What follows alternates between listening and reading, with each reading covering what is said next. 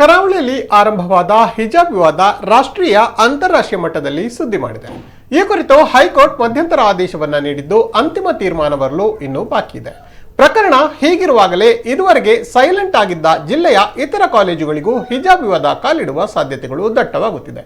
ಇದಕ್ಕೆ ಪುಷ್ಟಿ ನೀಡುವಂತೆ ಉಡುಪಿಯ ಕಲ್ಯಾಣಪುರದಲ್ಲಿರುವ ಮಿಲಾಗ್ರಿಸ್ ಕಾಲೇಜಿಗೂ ಹಿಜಾಬ್ ವಿವಾದ ಕಾಲಿಟ್ಟಿದ್ದು, ಹಿಜಾಬ್ಗಾಗಿ ಪಟ್ಟು ಹಿಡಿದಿರುವ ವಿದ್ಯಾರ್ಥಿಗಳು ಕಾಂಪೌಂಡ್ನ ಹೊರಗಡೆ ಪ್ರತಿಭಟನೆಯನ್ನ ಇಂದು ನಡೆಸಿದರು.